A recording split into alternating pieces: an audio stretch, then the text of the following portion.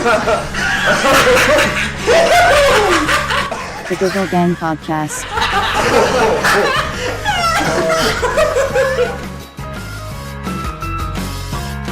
So, where did the name Righteous Lion come from? The name Righteous Lion, I didn't actually give myself that name. Really? Yeah. It seems like a self-appointed nickname, though. It does. It just fits that well, I guess. Just fits. It's like it's like your glass slipper. Mr. Cinderella over here. Yeah. No, what it was I was at work because I do security. I'm not going to say where. Yeah. But that's fine. You don't have to. I won't. God damn it. A lady came in and had an afro at the time. You didn't. Most people normally know that I had an afro. Yeah. I'm growing it back, by the way, people. But I had an afro at this time, and I used to get comments about it. Yeah. So one woman said, "You're like a righteous lion with that afro." I've never been called that before, so I thought, a righteous lion. A righteous lion, yeah. It's like a Rastafarian kind of concept to it. You know, the righteous are as bold as a lion. Or some shit. So then after that, you just adopted it. You just liked it so much. You were like, "Damn, that's cool. That's mine now." Yeah. Well, I started doing the radio show with the guys, and rather than use my actual birth name, I decided to use an alias. Your boring name. Now you have a stage name, even though exactly the radio's not on stage. But you are on stage quite regularly. You do stand-up comedy around Manchester. How long have you been doing comedy for? Well, about 18, 19 months. I'm still pretty new to it. I'm still a baby right now. Still fresh, fresh. You don't look like a baby. You look like much more of a man than I do. Oh, I feel old, man. I feel way old. My joints are creaking. My elbows need some WD-40 on shit. Seriously. Swinging like a rusty gate when I'm walking. Well, look, it is the Giggle Gang podcast. As always, Matty Shaw here with you, and we have, well, we've already mentioned your name. It's Righteous Lion. Rawr. Rawr. You've never done that before, have you? Literally the first time. It was so forced and unnatural. Such a bitch kind of conversation to it. My asshole just like tightened. I was like, oh god, this is so awkward, never do it again. Fucking hell. So are you Manchester born and bred, Righteous? Yeah, Manchester born and raised on the playground is where I spent most of my days. Whereabouts in Manchester? Where's your crib? My people, Longside. From the great borough of Longside. The great borough of Longside. Now, I didn't want to bring this up, but we're here now. Oh, shit. Few people got a little bit injured in Longside. Was it Longside or Moss Side? Oh, that was Moss Side. Okay, that's not Although, far away. ironically, there is a link to that because that is very close to where we have our radio show as well. I wasn't there at the time, though. You weren't involved? I wasn't. You weren't one of the perpetrators? For the benefit of the microphone, I was not involved. Yeah, good. So, do you find it because I mentioned Longside and Moss Side because before I even came to Manchester, I spoke to a lot of people about living in Manchester. Because they came up in a bad way.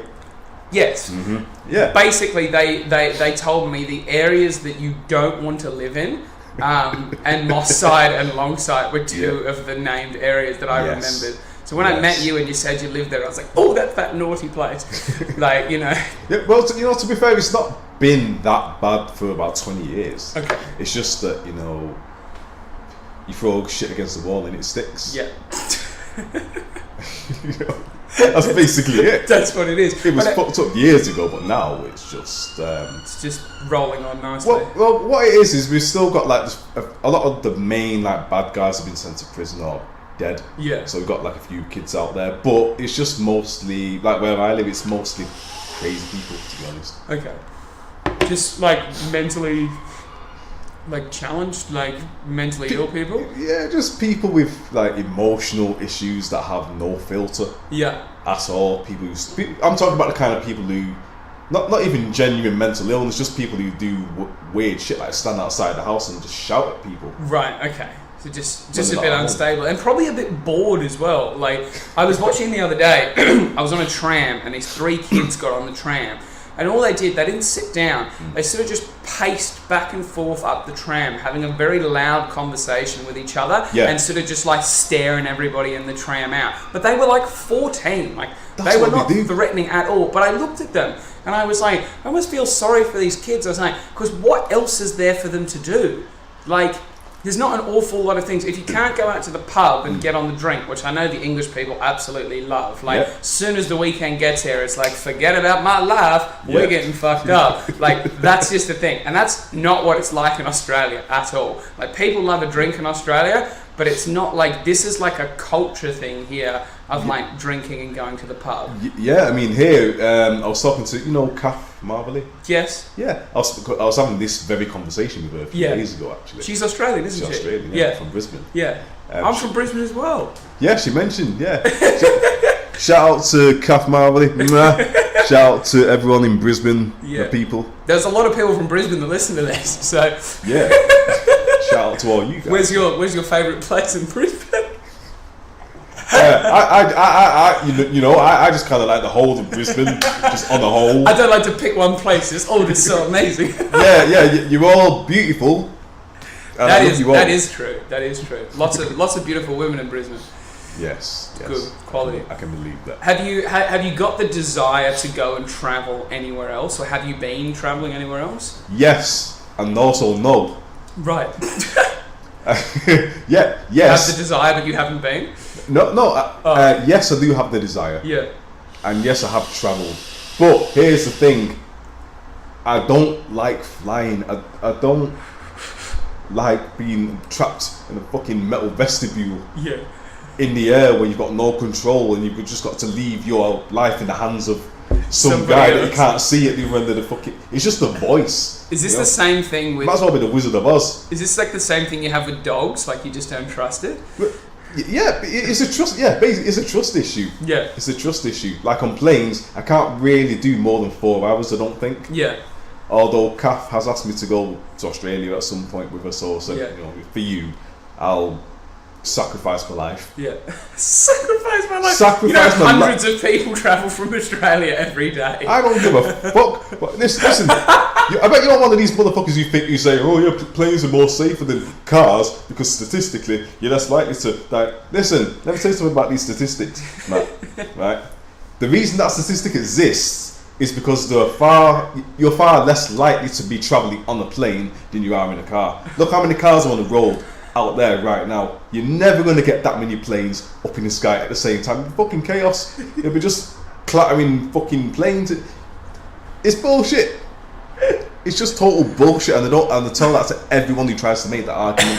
So everyone who says statistics don't lie, I say statistics can't lie because statistics don't speak. But you don't get the whole picture. That's deep. That's deep as shit. You should work for the Bureau of Statistics. I should work for fucking travel agents. I'll give them the real shit. I should work in a travel agent. Parachutes for everything. You don't want me flying up in here, boy. I'll be the Mr. T. Yeah, you ain't getting on this plane. You ain't getting on this plane. I'm getting on this plane, boy. You wanna go on a holiday, or you wanna go on a holiday to heaven? No, the argument with the planes, you are correct. There's less planes in the sky than there are cars on the road. But that in itself is the reason why it's safer. No. It's that does not make it safer at all. If you're in a car crash, you've got even at top speed. Like for example, we have a show here called Top Gear. I don't know if you've got an Australian version of that. We have. It's shit. We like the British version. Yeah, exactly. There's a guy on there called, one of the presenters is called Richard Hammond. Yes. Okay, I don't know if you heard about this. Yes, and he had a high-speed car accident in a Formula 1 type car. Yeah. And he survived. Twice, actually. He's done that twice. In the same car? I didn't know about the second one. I only know about the one in the Formula 1 car where he was going down the track, hit the side and... That was the one where he nearly died. Yeah. But he didn't die. He had another one after that as well. To learn how to drive. Less fatal. If they're going to do a car show, they need to get better drivers. You know they just fuck around on that show. That's all they do. They build the car out of fucking laptops and cardboard and see how far they can get with it. That's pretty much all it is. We built a car out of a laptop and cardboard to see if it would float on water. Yeah. That's actually a beautiful Top Gear voiceover. Thank you. I practice my German class. But yeah, he had 2 crashes now. How many people do you know have had 2 plane crashes and survived the shit? Give me a name. Give me a name, Matt. Nobody. I don't know that many people that have had 2 plane I crashes. don't know anybody who's had 2 plane crashes and survived the shit. High speed. Do you know how fucking fast the plane is? Right, what about 2 people, what about a person that's had 2 plane crashes and not survived? Do you know any of those people? 2 plane crashes and not died. so. I don't actually know anyone who's had a plane crash. Right.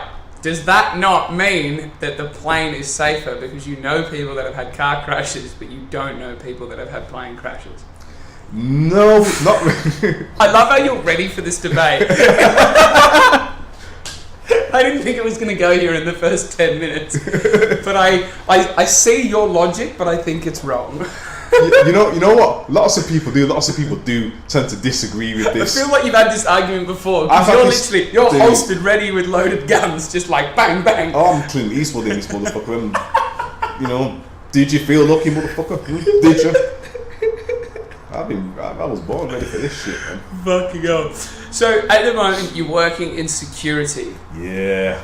I want to take you back to Righteous Lion as like a 14, 15-year-old kid. Why do I talk about that cunt? What was he a bit of a troublemaker? No, he wasn't a troublemaker. He was just a bit of a socially awkward, kind of funny, but also a bit of an arsehole as well. Interesting. Yeah. That's interesting that you can make that observation about yourself, because that's not how I would describe you now. Oh, right. Well, you know what? Those were the building blocks of a personality, so to a degree, Right. it's still there in small degree, so try and curb it, basically. So when you were younger, what sort of career did you have in mind for yourself? Did you want to work in security? Dude, no one. Well, some people, no, don't say no one wants to work in security, because some people do. They like the responsibility. Yeah, but even then, that's more like a managerial position. Right. I think people like that would like a managerial position of any sort. Yeah. And they might just end up in security. Again, it's the plain thing. I don't actually know anybody. Yeah. Who's just dreamt of being a security guard. Or did you dream of being like a police officer or something like that? Was it like similar to what you're doing now? When I was 2 years old. Okay. Oh, but apparently, when mum tells me I wanted to be a police officer. Right. But when you got to 3, you're like, damn those pigs. I'm losing long sight points here by saying that. In the long sight bingo, what did you want to be when you grow up? A drug dealer? Yeah. Oh, 2 points. Some motherfuckers are going to be listening to this as well. When he was 2. I got artists that make songs, blasting the police against the police, and they're going to hear this, and they're going to be like, the Righteous Lion wanted to be one of them, wanted to cross over to the other side, that you disloyal turncoat piece of shit. So what was the career path like when you were in high school? I gravitated towards acting, but here's the thing: I gravitated towards lots of things, so you still find himself. I have no idea what I wanted to do really. So it was sort of like you knew you liked this, and you were a little bit good at this, and you had an interest in this, but you were I don't know which one. I didn't have a definitive trajectory at that time. Interesting. A lot of kids did. Yeah. I didn't. Yeah. So don't say a lot of kids did. So many people don't. It seemed at the time all the kids I associated with kind of knew that they had their path set at that time. So and how did they go with achieving their path? I don't know. Do you keep in touch with any people that you went to school with? Actually, the guys that I do mic check with, they're my family and also guys that I went to school with as well. Interesting. So we drifted off for a bit, and then we came together about 2 years ago. Yeah. And we started our mic check thing. We do the music and events, the radio shows and whatnot. Yeah. YouTube channels. Interesting. So you are sort of pursuing that creative side that you had, say, back at 14. You were like actor, creative, personality. That's what I want to do. Mm. But then along the way, sort of similar to myself, I've got these creative, ambitions that I'm chasing. But also, you have to have a regular job that pays the bills so you can survive, and then fund those ambitions. Yes. So it's that journey. That's right. Funding gets in the way, doesn't it? Funding always gets in the way, man. Fuck the funds. Why can't the world be free?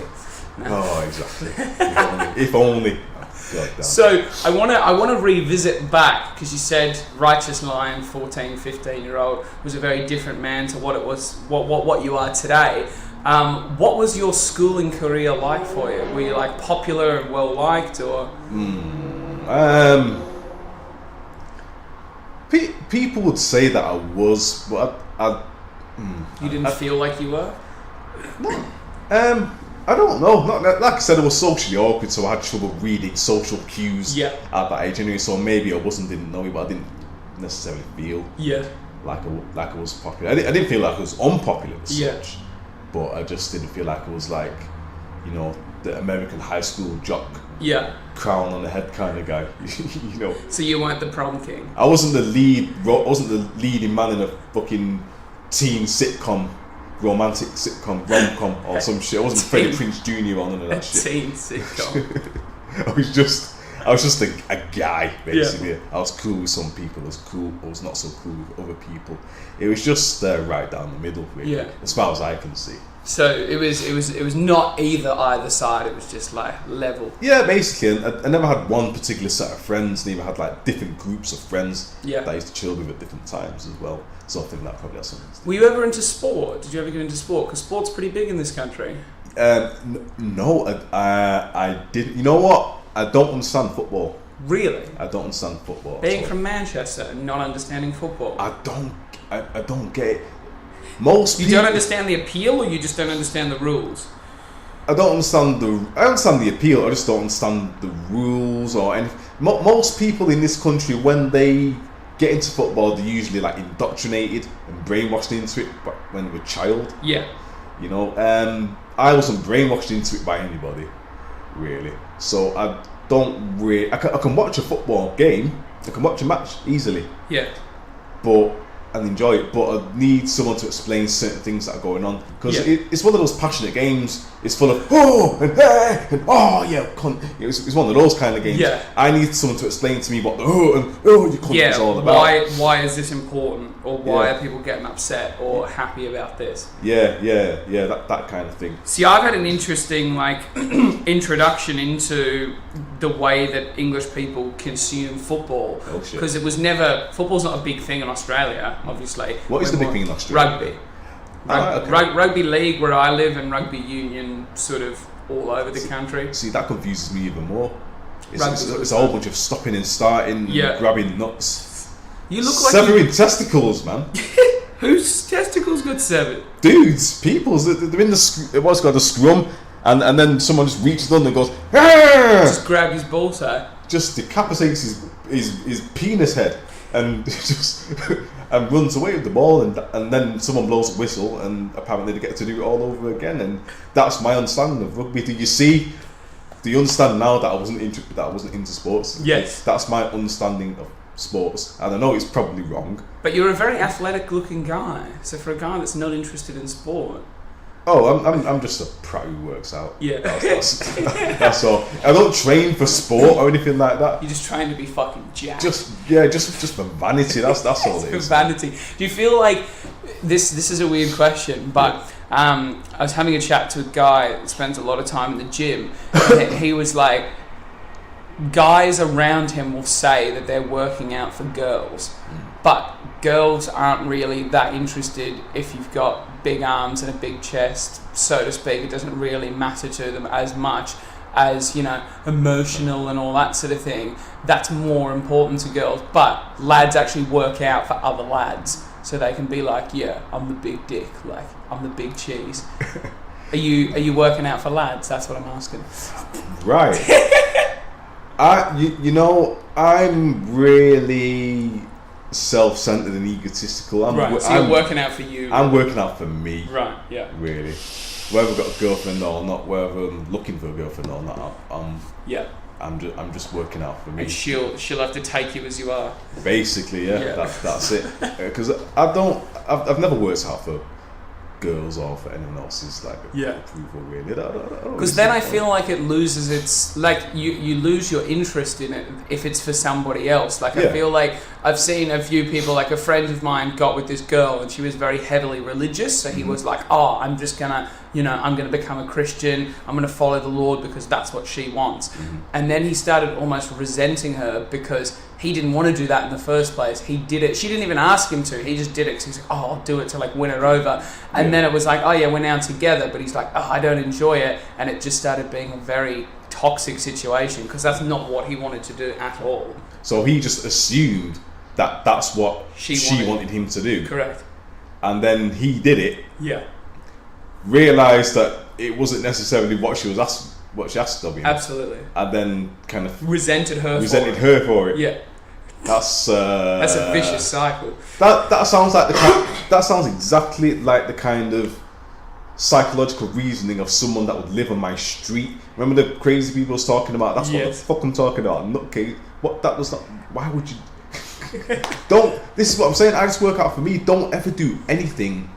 Don't ever do anything like that. Don't change something. Don't change your essence for anybody. There can always be a meeting of minds. That's cool, but you gotta be who you are, man. I mean, absolutely. If you're gonna jump into a lifestyle, you better be willing to make it for life. Yeah. You know, and I don't think this guy was, by the sounds of it. No, he was looking. He was a tourist. Looking for short term, being like, this is how I'll get her. You know, I'll win her over with, not taking an interest, but like. Wait, he wasn't with her. No, he wasn't with her before he decided this is how he got with her, and then he ended up getting with her because she was like, oh my god, he's so amazing, like, you know, he's coming to church or whatever, and she almost felt, I think, like, real good being like, oh, like, you know, I got to know him, and then, like, I brought him to the church, and now he's changed his ways, and in his head he was like, I just want this girl. But the thing is, the big mistake he made is chasing a Christian girl. She's not going to sleep with you, bro. So it's like, where's that's facts. Where's this leading to? Like, it leads up to the point, but like, oh, bro, she kissed me. Damn, I got it. Like, you know what? I think he just liked the chase, and only the chase. But say that wanting is stronger than having. I think he just likes to tease himself. I think that was like the ultimate form of like psychological S&M that he was doing on himself, trying that shit. I want it, but I can't have it. Yeah. It's so sexy that I can't have it. Yeah. I'm going to continue down this path. Dumbass. Yeah, fucking idiot. I almost want to say his name, but it's not fair after all the horrible things we've said about him. Dude, whatever your name is, if you're out there, if you're listening, you're a dumb fuck. That's enough. I don't even give a shit what your name. I don't even want to know what the fuck your name is. You don't deserve to have a name. I don't even want to speak your name at these lips. If you were in a supermarket in the bread aisle, you wouldn't be Warburtons or none of that shit. You'll be that cheap ass bread with the with the white packet with no name on it. Oh my god! Even your sell by date would be all fucked up. Sort your head out. You've been served. Gourmet style too. Right. I've got no sympathy for guys like that. No fucking sympathy. You got nothing. Well, I assume as well you've probably had some interesting experiences. You work in security at a bar or a nightclub, I assume? Well, I've got two jobs. The weekend nighttime one is like a club situation. Okay. The daytime one is more like an office kind of security. Cool. So it's two different worlds. I wanted to ask them, you working in security, have you ever had any run-ins when you've been out and about just as righteous lion, not working, and ever been kicked out by security? Has that ever happened to you, the reverse? Not really, because I was when I started going to clubs and whatnot, I was always cool with security anyway. Yeah. You know, I just go out and enjoy myself and not really cause any trouble. Then once I did security, I saw the other side of the situation. Yeah. I saw what security guards go through. Yeah. I saw, what the thought process is, how they work, and then I realised that sometimes your perception of security might not be what it actually is in reality. Yeah. So when I see a security guard now, I don't see a guy who's there to just tell me what to do. Yeah. I see like a dude who's just at work. Yeah.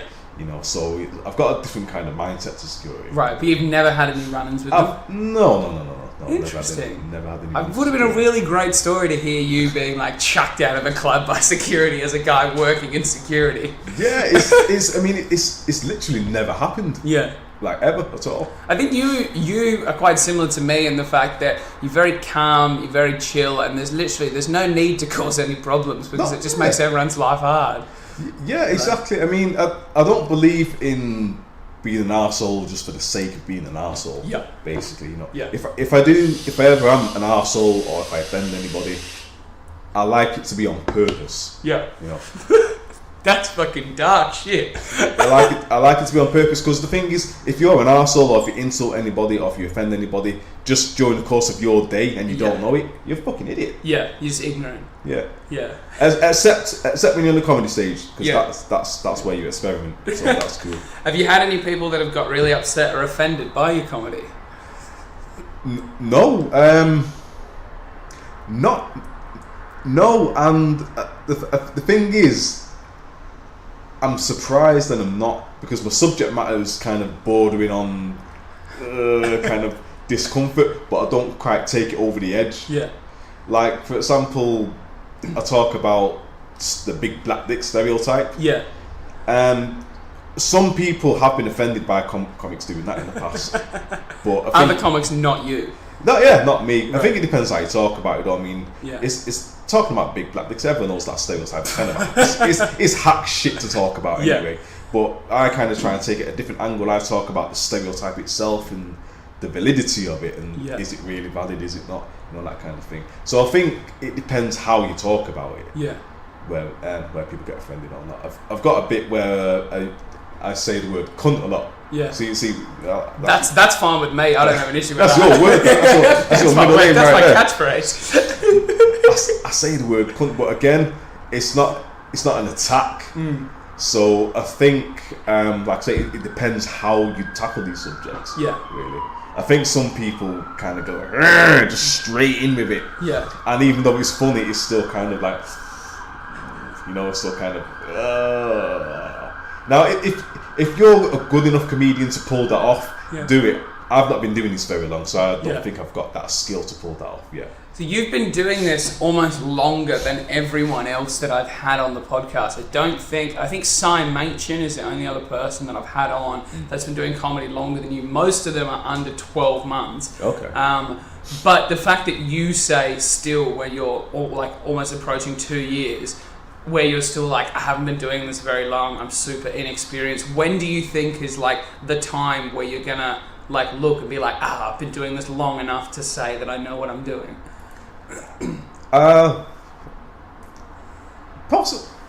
Possibly when I can do that rough shit. Yeah. And have the confidence to experiment with it and know that there's a possibility it can at least go either way. Yeah. Because right now it can just.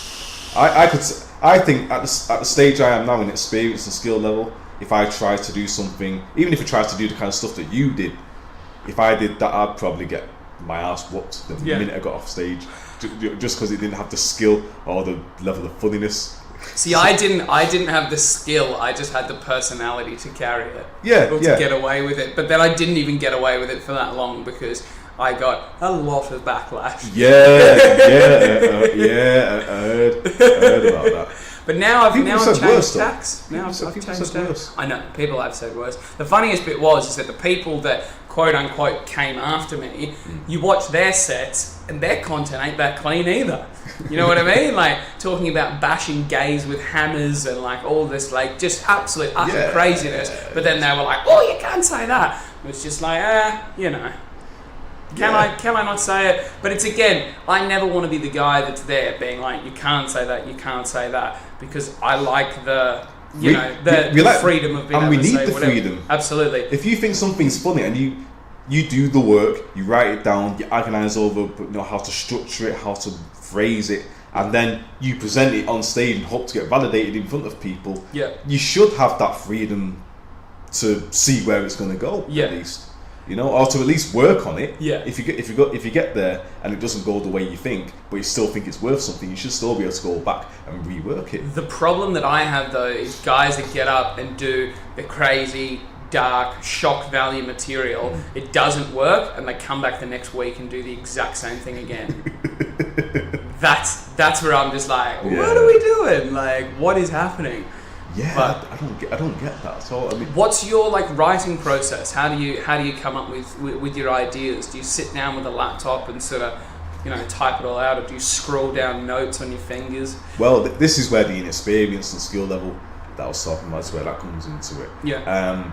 I just try and catch lightning and bottle it. So if something pops into my head, I think, that's worth something. I'll write that down. Yeah. And then I'll expand on it. I've got like little scraps of paper Yeah.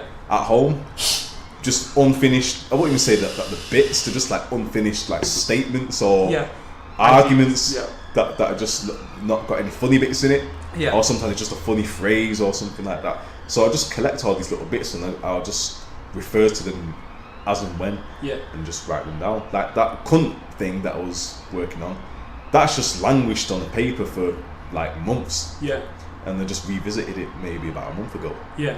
So that my writing process is, I don't really have a process. I wouldn't even call it a process. Just to call it a process would be, I'm actually an insult to processes everywhere. Yeah. I consider it a compliment that you think I've got a fucking process. I feel like everyone has a process because I have a process, but again, in the sense that the process changes every time I do it because I'm trying to figure out the best way to do it. Like I have different folders in Google Docs, so the ideas, the spitting out of just whatever's in your head goes into a folder called the shit bits, right? So those are just like all the ideas. Then I like I'm looking for new shit, I scroll through the shit bits and there's just so much shit, right? And I see something and I'm like, I've got, like I can think of something onto that. So then it goes into work in progress bits, right? So those are the bits I'm currently writing, it goes in there. Then I might leave it there, go back, I might look at it one day and be like, I've got nothing more on that, go back to the shit bits, get another piece, put it into the work in progress, and then once it's to the point where I'm like, that could work on stage, it goes to stage bits, so it's like it just progresses through the folders, works on stage. If it's shit on stage, goes into a different folder called needs work, so it went on stage, it needs more work, attach a recording to it so I can know what's happening, and if it goes well, then it goes from stage into good bits, and then good bits is where I farm out when I need to do like good material. Wow, so there's you've got many different folders. You've got a system. I mean, most people have a process. You've got a fucking system. You've got a regime. Yeah. You should have like a uniform and troopers. It's like it's like a pyramid scheme or like the military. Basically, you start at the base and you work your way up, and as you do, people or bits just fall off the side until we get to the cream of the crop at the top. Wow, so you're just chiseling away at the shit constantly. Jeez. All the time. Wow. But I find the writing is the hardest bit. Do you find it easy to stand up on stage and perform, or do you find writing harder? I find writing harder. Yeah. To be fair, once I've got the writing down, though, it's nothing for me to get up on stage and just say some shit. Have you been on stage previously, like performing music or anything else? Twice. 3 times. What were you doing? I used to try and rap back in the day. Okay, I can imagine that. I used to try and rap back in the day. I wouldn't say I was very good. People thought it was okay. Yeah. No. You definitely got the rapper look. Whether or not you have the rapper skill, that's a different story. Yeah, I can fool people easily. Yeah. That's all it is. It's all smoke and mirrors, man. It's all smoke and mirrors. Yeah. It's all just gold chains and bitches. Basically. That's all rap is. Yeah. These days, man. What do you? Because you're obviously like big into music, obviously rap music. Are you big into UK rap music specifically, or is it like grime or? Yeah, especially Manchester artists as well, because like the grime scene in particular, it's been like I don't know what you know about the grime scene in this country. Not a lot. Basically, I'm going to use analogy terms now. Here we go. America hip hop started in New York. Yes. That's where it started. That's where it grew. They own it essentially. Yep. Or you could say that they own it. Yeah. And then you've got like the West Coast, Snoop, Dre, Tupac, all those guys. When they were coming up, Cali. they had to make their name, but they were always like they had to struggle against New York. Yeah. Because when you create something, you've kind of got the arrogance. It gives you a certain arrogance, but due arrogance as well. It's not undue arrogance. It's absolutely due arrogance to say that it's yours because you started it. And it's the same thing here with the grime scene in London. London is like the New York situation. It started in London, right?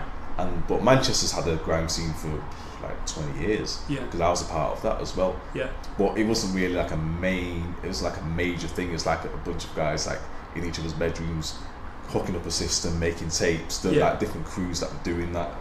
No one had really made that ascent to where they are now. Yeah. And it's took years to do that.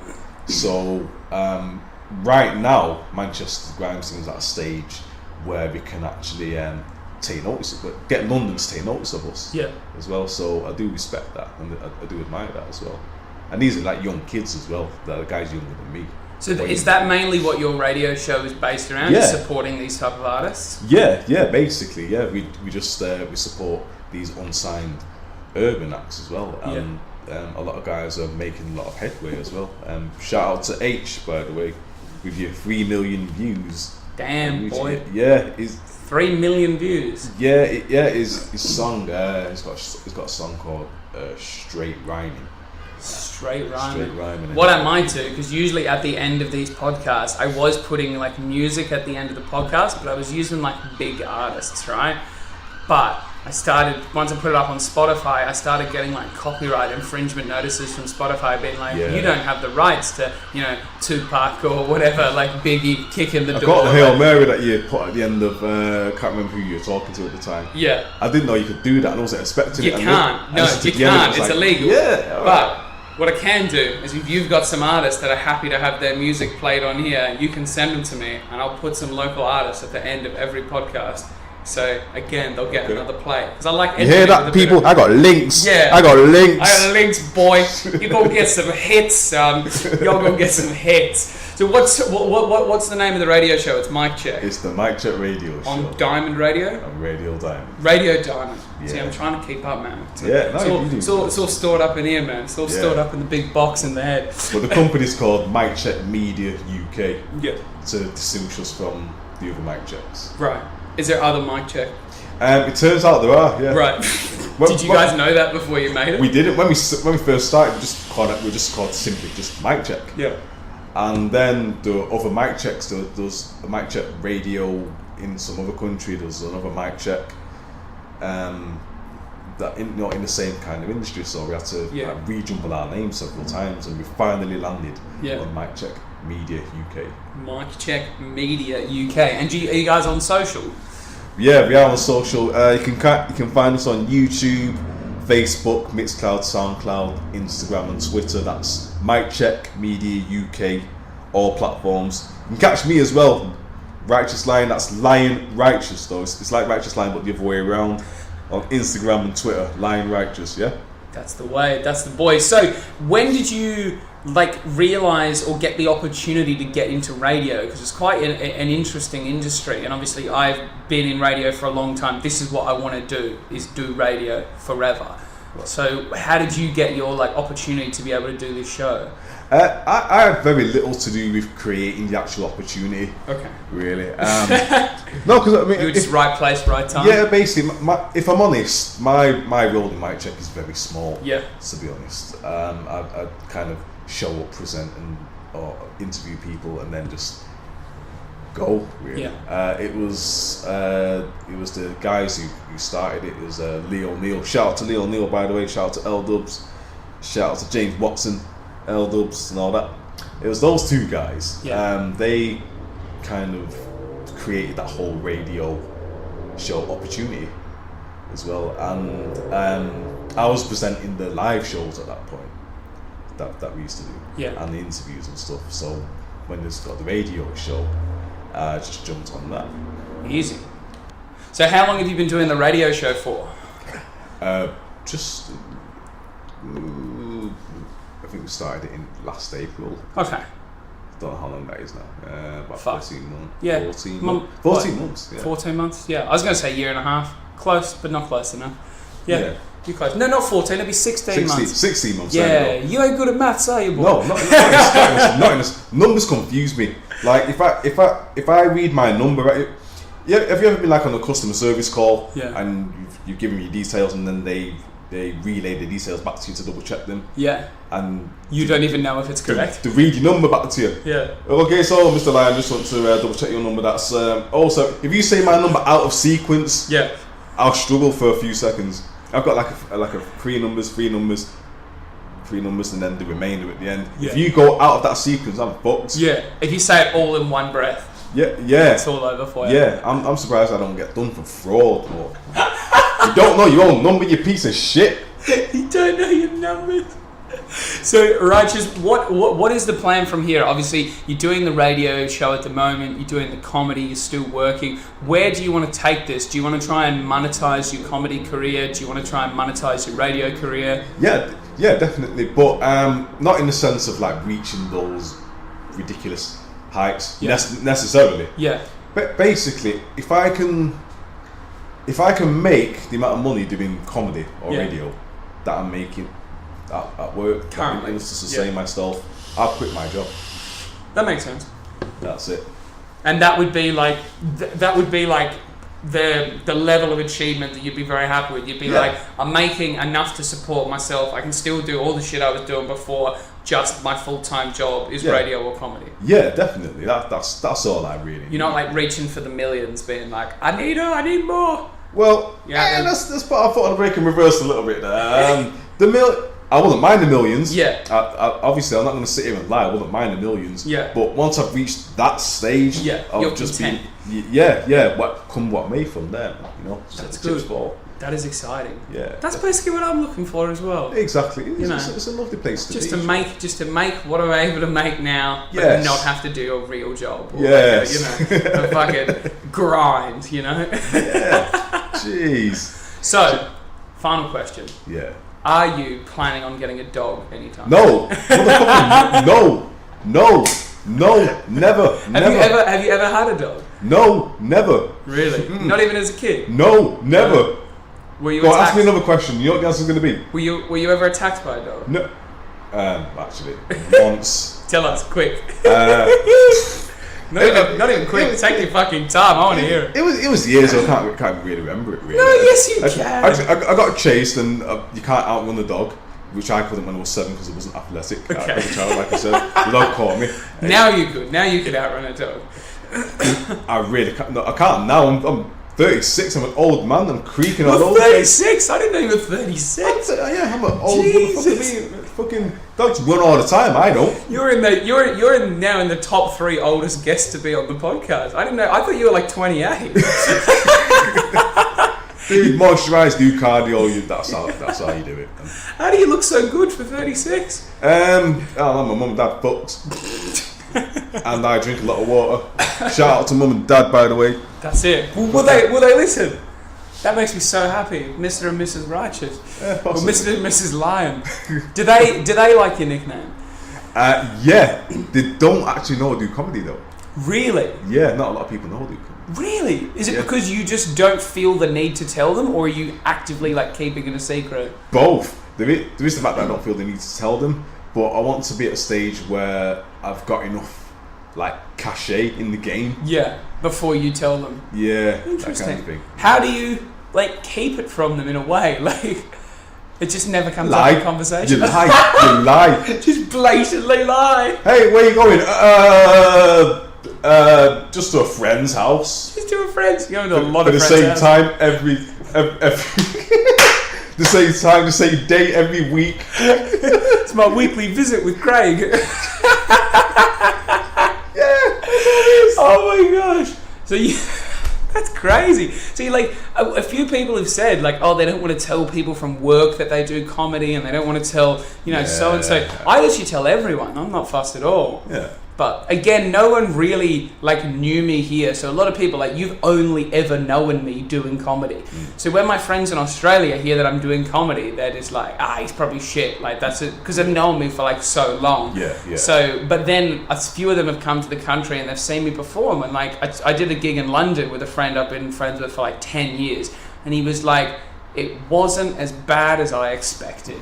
And he's not a very positive guy. Like he's like this sort of mate that's like such a good mate that he almost wants you to fail because it would be funny. You know what I mean? One of those sort of mates. Right, yeah. So he was like, and he couldn't say anything because I did all right. I did okay. Yes, you do.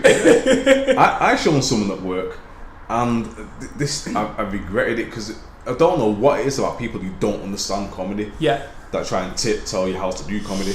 I shown one person the set and it kind of spread, and then this other guy wanted to see it. Yeah. But it was like one of the really early ones. Yeah. It was like 4 months in, and he watched it, and the first thing he did was say, yeah, it was alright, but when you do it, and the thing is, it was new shit that I was trying out as well. I think he thought it was like a miniature HBO special or fucking Netflix special or something. He was telling me how I could twist it and make it like this. And see, when he said that, the crowd kind of went, so you shouldn't have said that. I said, motherfucker, it's open mic. Mate, it's open mic. Where was the gig? Was it a Fab Cafe gig? Well, it's where Fab Cafe used to be.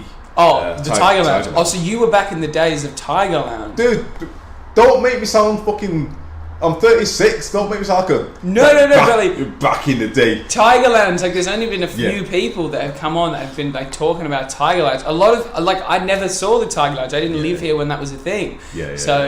That was, like... So you've known, like, Matt Smith and Tuesday Tony and all those lads. And you've seen also, like, that Tiger Lounge crew. John Martin was involved as well. Yeah, that's right. Half of them have, like, sort of dropped off, and now it's, like, a whole new group. Like, the group that go to Joshua Brooks now, probably, like, 2 of them were, like, Tiger Lounge. Yeah. And then Fab Cafe, we lost more in the middle there. And that's me, yeah. It's interesting. Shout out to the new comedians as well, by the way. Yeah. But first of all, shout out to Rachel Johnston, Shaz Nawaz, Kath Marley, Matt obviously, Tuesday Tony, fucking Phil Sutton as well. Watch the Phil Sutton podcast. Dan Baines, who's that? Molly, yeah. Now you started listening, bro. You're gonna leave some people out. You're in a dangerous place now. I know. Molly McGuinness as well. That's a new one as well. Shout out to Molly McGuinness. Molly's a nice girl. I remember Molly's first set at Shark Comedy. She literally did not want to get up on stage. Adam Hughes, yeah, he's a troublemaker, that bloke. But Molly trying to get up on stage. The first time I saw her, she was literally just like sinking pints, being like, "I don't want to do it. I'm not ready." And now she's like messaging me, being like, "Where's a gig I can do tonight?" Yeah. And were you at Shark that night? Yeah, the first ever night. Yeah. And it was like crazy, like to watch her be from like, "No, I can't do it. I'm so scared," to being like, "Where can I get on stage?" Like it's just a complete turnaround. It's so much fun. Do you feel like the Manchester comedy scene? I feel like it's like a big family in a way. Like everyone, there's little infighting with like a few people. Like it kicks off in Facebook, but that's just like regular people. But I feel like everyone, the core group of us, are trying to help everyone get up. Everyone's promoting everyone else to get better. And that's why nights like Belly Laugh, my night, which is going to launch tonight, all of it is trying to get everyone to another level where we can get paid and we can be better, basically. Yeah, definitely. That's the beautiful thing about it as well. I do feel like we're definitely a community. You're like the father of the group. Oh, you and Tuesday Tony are just like the gay dads of the group. The 2 gay dads. I wouldn't even consider myself a father, really. I don't think I've got the experience or the gravitas of a father. I'm more like Papa Lion. I'm like the drunk uncle of the Manchester comedy scene. I'm the drunk uncle that just says some weird shit. Yeah, everyone goes, "Oh yeah, he's drunk, righteous lion." Talks about lesbians kissing at nightclubs. Yeah. Fake lesbians. Shout out to all the real lesbians. That's right. Keep doing what you're doing. It was Pride last weekend. Definitely keep doing it. Beautiful. Well, look, Righteous, thank you so much for coming on. Yes. I've enjoyed this. I've enjoyed having a radio professional with me as well. Yeah, definitely. This is unusual for me, so I'm used to being on the other side of the interviewing situation. Maybe the next time we do one, I can come on Radio Diamond and you can do this to me. I don't think they're ready for that. I don't think they're ready. I think we should try and do that. Bang. Let's have it. Well, look, Righteous Lion, everybody. If you want to support live open mic comedy, Shark Comedy Monday night at Holdfast, Tuesday night, Belly Laugh Comedy at Dive Bar in the Northern Quarter. Wednesday is Comedy Balloon at the Ape and Apple, and a new night starting, Great White Shark, put on by the guys at Shark Comedy. Evan and Rob do a fantastic job, and the open mic section is earlier on the Wednesday. It's 7 till 8 p.m. So you can go and either support Comedy Balloon, or if you have a spot at Comedy Balloon, you can still warm up there beforehand. It's only a 1 hour open mic though, so make sure you get there early for the sign up. Thursday night is Comics Anonymous at Joshua Brooks. Every single night of the week except Friday and Saturday you have a night, because now Sunday's Giggle Gang Comedy with none other than the Giggle Gang podcast's own, oh my fucking Christ, it's me, Matty Shaw. So there's heaps of live open mic comedy for you to support, and if you're a comedian and want to get involved, you most definitely can. And maybe you'll get the pleasure of seeing Mr. Righteous Lion. Quite possibly. Quite possibly, people. Quite possibly. He goes, solidarity and peace, by the way, yo. he goes to a lot of friends' houses. He's got a lot of mates. Oh, yeah. Imagine if you did have that many friends. Yeah, I wonder what that, yeah, It imagine. would be exhausting. Imagine that. I wonder what that's like. Beautiful Righteous Lion, everybody. We'll be back again with Adam Thompson on the next episode. But until then, say hi to your mum, feed your dog and your cat. I'll kick... No, oh, I forgot this is going out. I forgot this is going out on social media. Damn, boy, what are you going to say? Peter's going to come for you. No, I was going to say I was going to kick the dog, but I'm not going to kick the dog. People, animal lovers that listen, I'm just going to be really mean and passive aggressive to the dog. Because why? You don't trust. Because I don't trust the motherfuckers. That's why. Except for staffs, they're cool.